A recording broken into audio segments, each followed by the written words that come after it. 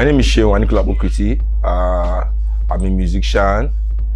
I am the lead singer of the Egypt 80 band. Yeah, so on and so forth. But I'm not the band. My dad too, when he was alive, was not the band leader. Fella, no, never the band leader of the Egypt 80. The band always has their own leader from among them. We more like own the business. For some reason, the ancestors have found it worthy of me to keep working.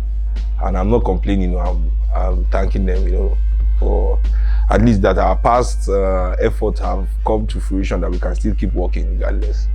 That's a good thing, but our new album is coming out soon, so we're looking forward to that and everything.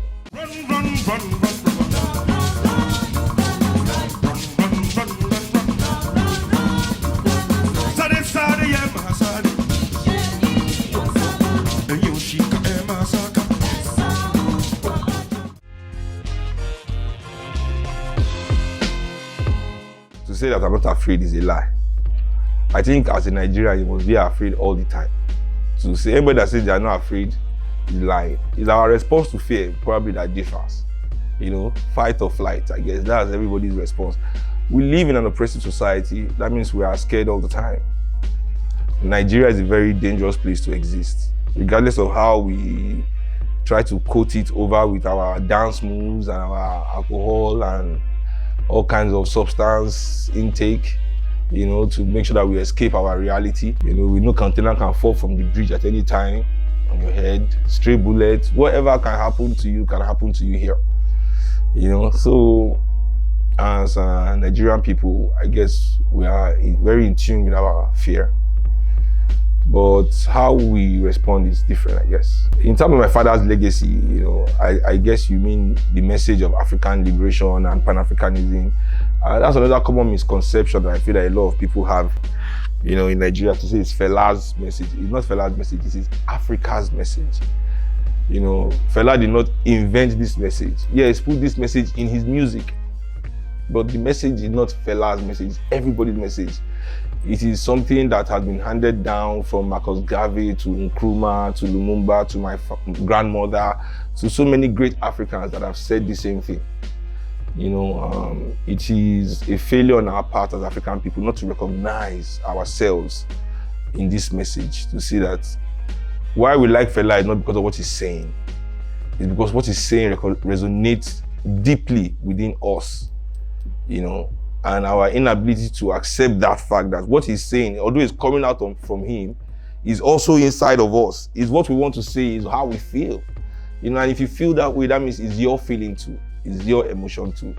And most of all, it is your message too.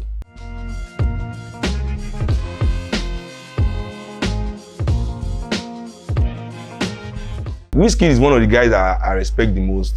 Davido, Burna, let me not say respect. Respect is big. Let me say I admire them. And they are good guys. It takes a lot for me to, they have not become revolutionary yet. That's why I don't respect them, but I admire them a lot. And I'm sure they do respect me too because I don't have money more than them. Because they say it a lot that now we get money, now they respect. They admire me. I'm sure they have a lot of admiration for me.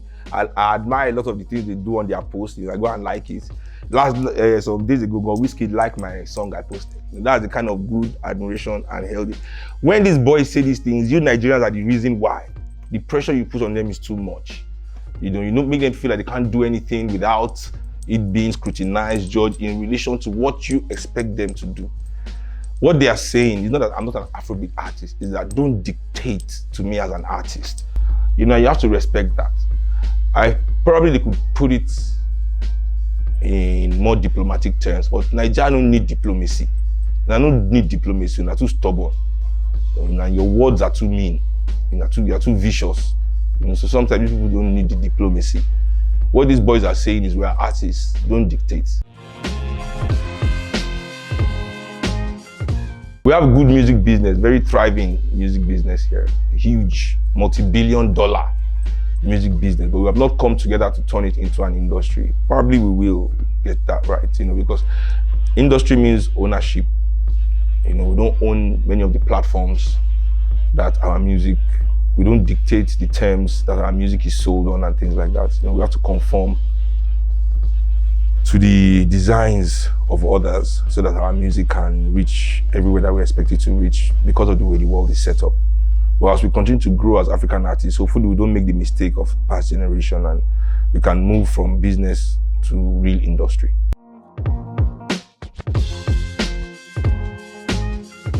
Me, I don't want to put mouth in bullying in this country because I don't know. I don't know what Nigeria. If you fight for yourself, they will say they should lock you up. If you let them bully you, they will say, why are they bullying you? If they don't bully you, fight for yourself. They say they should. Anyone, well, first of all, me, I don't have anything. Everybody should just leave me alone. Defend yourself. Case closed. I don't want to know about bullying. I don't want to put mouth anymore. You know, everybody just defend. Don't grieve for it. We've said it already. Beginning of this year, all Nigerians came. We did the All Nigeria Conference, where we agreed that the movement, the posture, the slogan of 2024 is this: no grief for anybody. If one person now go to grief for somebody, we've all told you, this year, no grief for anybody. So how dare you? Why do you first pass your power? You know what we tell you? We don't tell you say grief for somebody way pass your power. We don't. 2022, now we say before guy. We don't remove that one now. No grief for any. You dey fear to talk about. No grief for any. Hey, that's our 2024 slogan. You know.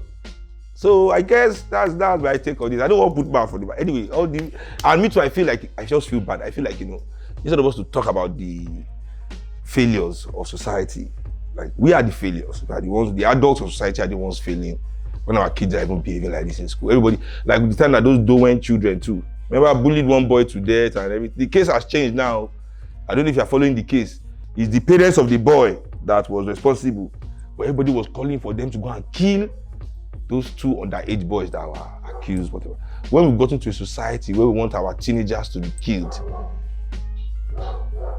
due to our inability to raise them well, you know, it means we are really a society that doesn't want to self-reflect, you know, because the truth about societies, youth is not an ideology. Youth is a demographic.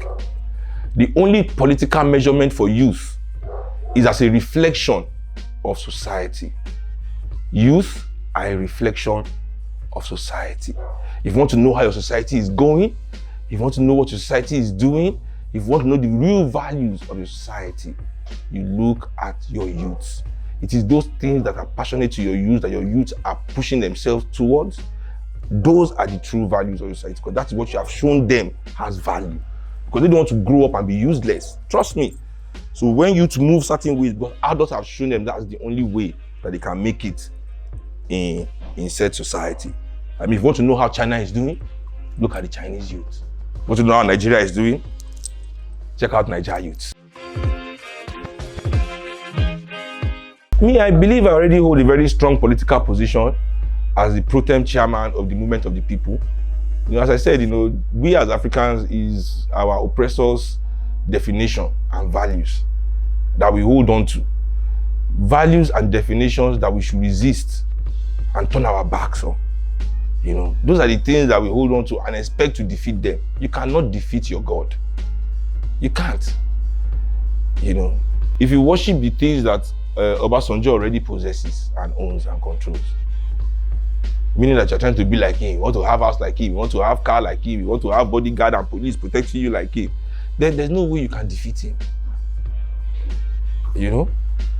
So when we understand that we must redefine what value is to us as African people as a means, to me, are more important than APC chairman, PDP chairman, president, governors, as the pro tem chairman of the Movement of the People, a platform that is trying to create leadership for young people to represent themselves in this country politically, not as boy of somebody, to raise themselves to true leadership positions as Nigerian people, old and young, and grab their destiny by their own hands.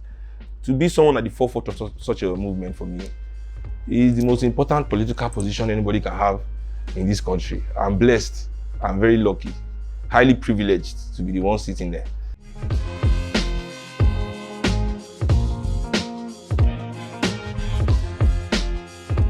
What I want everybody to know is that, you know, when it comes to politics, you are already in politics. what you are doing is either participating or not participating, but you're already inside.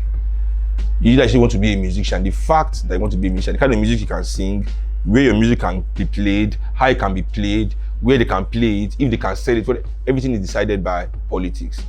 The girl you like, whether you can marry her, when you can sleep with her, when you cannot sleep with her, politics. The food you eat is politics. Everything you do, the fact that you can go out to your house in the morning and move from place to place is decided politically.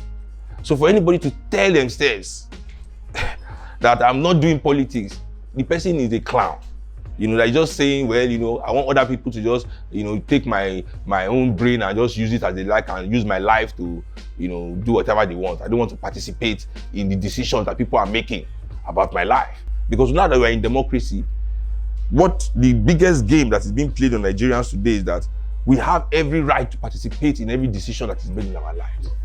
But for some reason, some people have convinced us that that decision is not important. That you have other things, TikTok. What? That you've not learned that new dance. What's wrong with you? That's that now. And there's nothing that says you can't learn that dance and still participate in the decision of your life. Both can be done. What is sinister is that they've convinced you, said that that's the only thing you should be doing.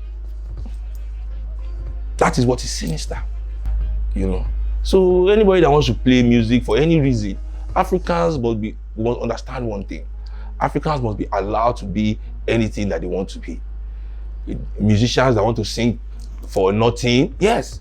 Musicians that want to sing about something, yes. We act as if there are not a lot of musicians already in Nigeria that make music that is positive. The problem is nobody wants to hear. And they're not making money. So as I said, that's how people know the value. So young people that want to be musicians now, when they see musicians like me, say, this your own life looks like, say, it's small. And they see the other one, hey.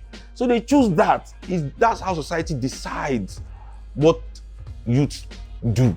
Because you see what society validates. Young people are the yardstick.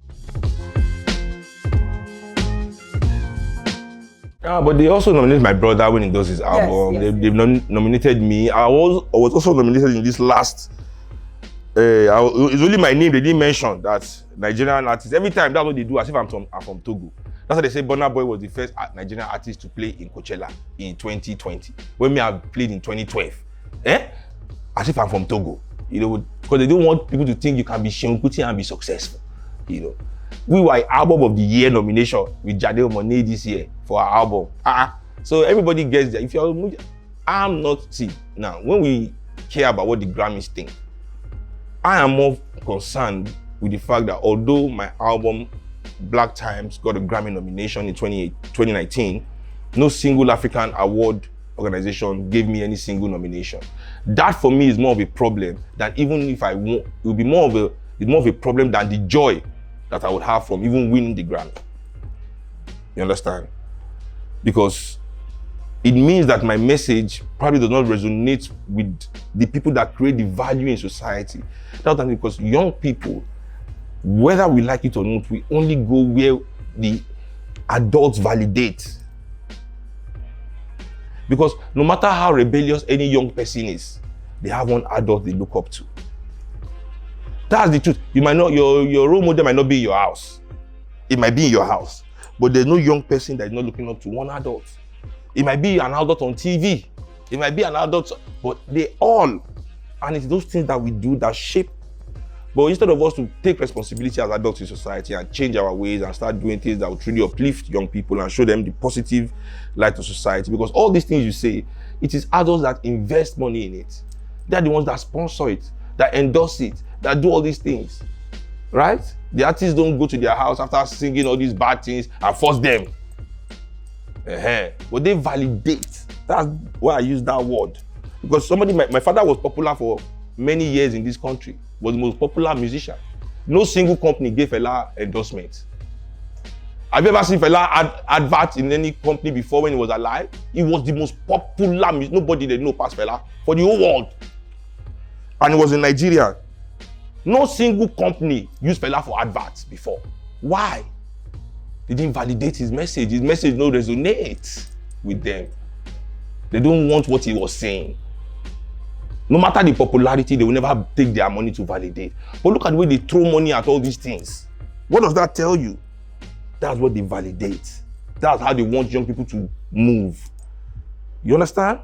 Exactly.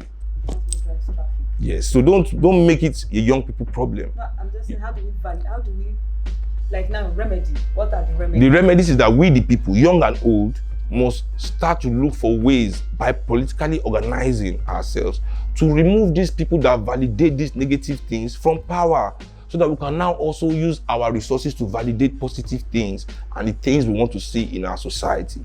Because these people, they rather have a society like this because it benefits just them. And we must create a society that benefits everybody.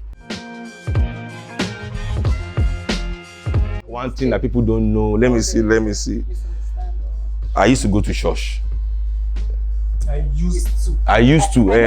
He once in an interview that I watched, he once said you are atheist or you are spiritual. That's the word he used. But I used to go to church. Most people don't know that I went to church before.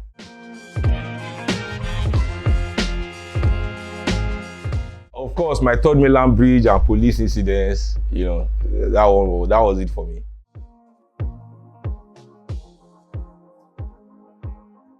All in the name of Afrobeat. The S is very important here, guys.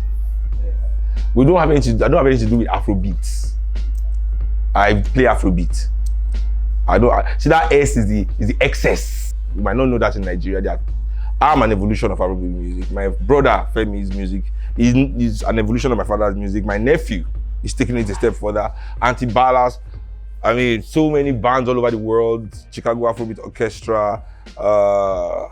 What was this band I always go to their shows in Amsterdam? Young boys, and their name escapes me, and they're quite a big band now. It's a shame I can't remember. But so many bands playing, Afrobeat music and pushing the sound forward.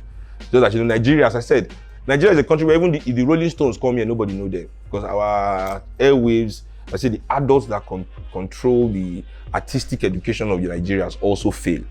What they curate for Nigerians to listen to is so minuscule that Nigerians' exposure to music in its entirety is very small. They don't really open Nigerians, like the people of this country, to the amount of sounds that are available in this world for them to be able to consume and be in tune with. So yeah, I mean, that's another flaw we have in this country. But with time, and being able to enjoy vast entertainment comes with a vast economy. Nigerians can't really afford entertainment. You can tell by how all our football fields are empty every Saturday in the league. Hello everybody, you're on one-on-one with Seun Kuti on Public Republic.